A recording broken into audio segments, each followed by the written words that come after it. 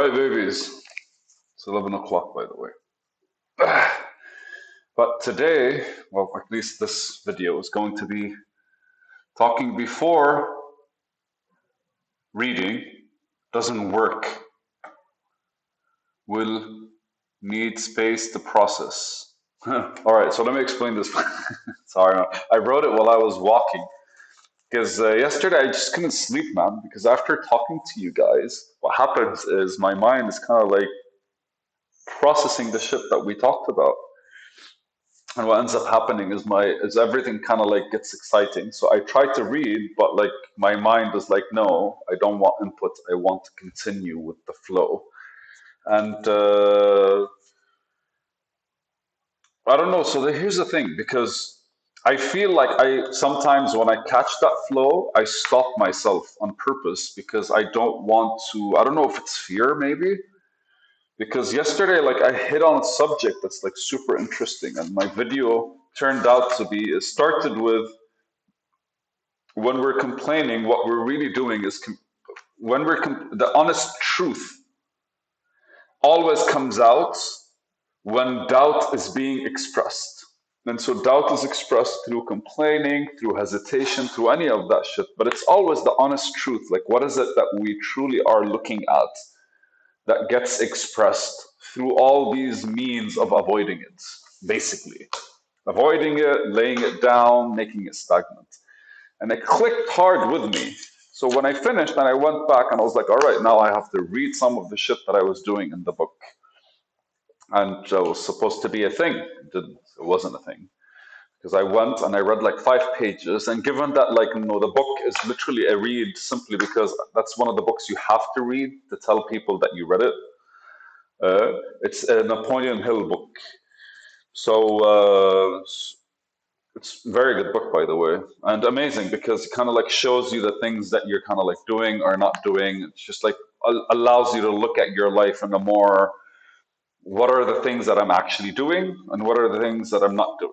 And it's not a book about getting rich. That's the title of getting rich of the book, but it's more of a book of like being able to just think and capitalize on what's in front of you.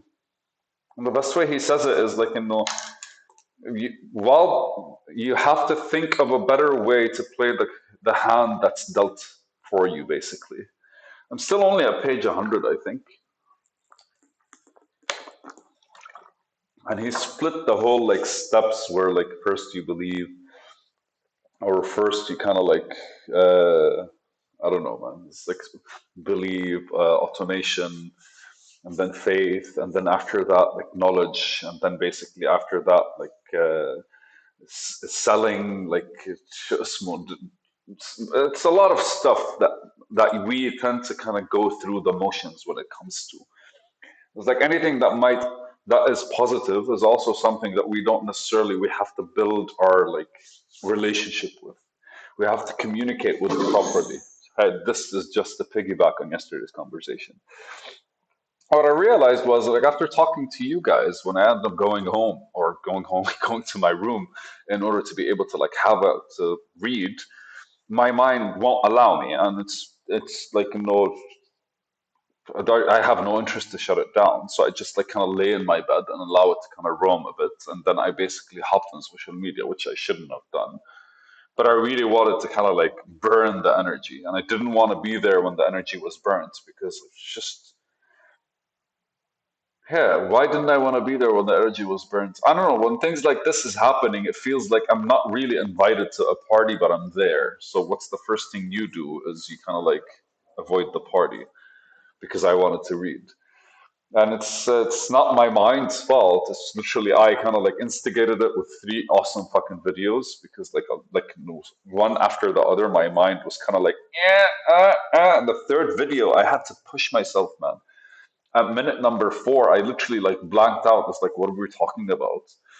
And then I had to like revisit the whole thing in my head and rebuild it, and then basically slowly, just kind of like transition into like I don't want it to stop, and everything is kind of like formulating, but I had to like take a step back for the point because like the point I was making was a bit too intense. But out of all of that, today I decided to do the opposite. I decided to read first and then talk to you. I don't necessarily believe having this conversation with you guys is something that I should do before sleep, but definitely reading before having this conversation with you, at the very least at this later hour, later stage, definitely makes me absorb the reading part because it's input, right?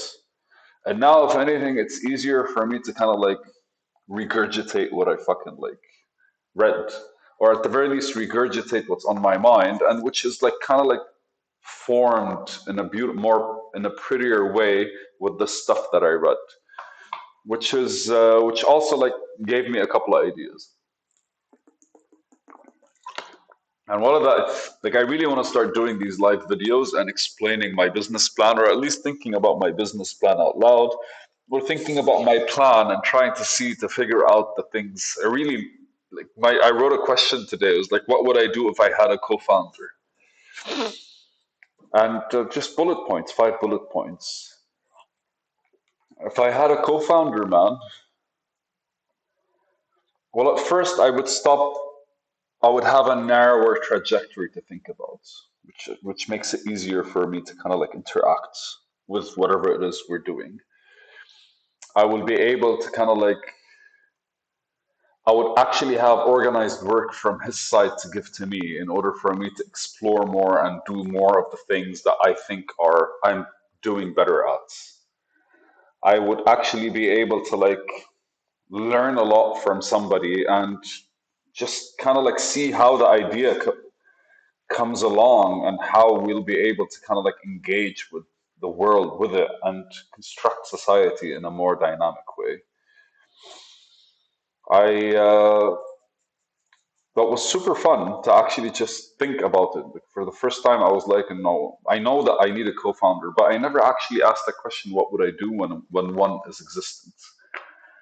I think those are the first things that we need to do. Like right now, like I've been saying, I need money, but like for the life of me, I can't like tell where the money's gonna go for. But then, kind of in my head, I know like I'm gonna have to hire two dev engineers, one front end and one back end. I would want to hire somebody for YouTube, and I would want to hire like a copywriter, and basically have a small, concise team where I am, I think, sales, but I still want somebody on operations or something like this, and would like register the company and find something legal, probably buy the domain name. It's like $40,000 my domain name, fucking cunts. But right, like if I actually like had $1 million, I'll basically start doing these things and probably have $700,000 left over for us to test and see how the market responds to our minimum viable product. Uh, I really think you need like we don't like there's no extravagant approach for something like this. It literally is like what is in front of you that's required and kind of like jump on top of it. And contracts with like 6 people maximum over the course of 1 year do not even mount to $80,000. But what do I do when I have a co-founder? I think the first week with the co-founder is just literally us discussing our philosophies and how we can incorporate the philosophies into the actual like company, how the platform is going to represent what we're trying to approach. And at the very least, he would be like the balance, the yin, the yang for my ying. Ying is the black one, by the way. Uh, I remember I'm the antagonist in everyone's story, and like I lived on that belief for a while. But like light and shadow are not the same as good and evil, by the way.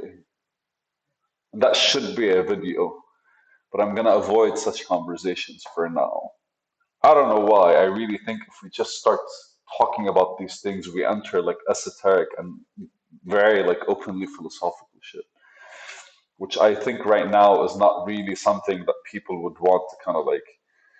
I basically don't have enough comments for me to fuck around with a couple of videos that are not really on the right track. Although maybe I should fucking test them out. Who the fuck cares? but they'll come if I mention them again. But anyways, so here the goal from this video, specifically this video, was to kind of like point out me noticing something and kind of like trying to revert the order of a few things that didn't seem to harmonize after each other. And that approach is something that I do most of the time with whatever I'm trying to adapt. So right now, for example, I wake up in the morning. Today I woke up by like 5:50, and even though I was awake by like 5:15 when the alarm kicked, I kind of like stayed in bed because like it was still too dark and it was raining. And in my head, I have to wake up. I wake up and I like basically do some like morning routine, and then I end up going all the way to, and then I walk. So after the morning routine, I walk, and then after I walk, I meditate, and then after I take a shower, and then when I take a shower, I meditate, and when I finish, I write in my book. I write in the book that I'm writing. So this basically is the third stage of a book I'm writing, which is turning out to be super fucking beautiful. It's really just like as you consistently approach something, it kind of builds beautifully. And so there's always this testing that if this is working, this is working, this is working, this is working. And today's video is really about that kind of like the fact that I am testing things out and seeing how they go. And tomorrow I would actually like take a note and see if today I was able to sleep better after this, or I was able to sleep at all because if I'm getting excited or not, or maybe if I do like enough videos, it comes out of me. But hey, let's just fucking check things out and see how they go. Why the fuck not?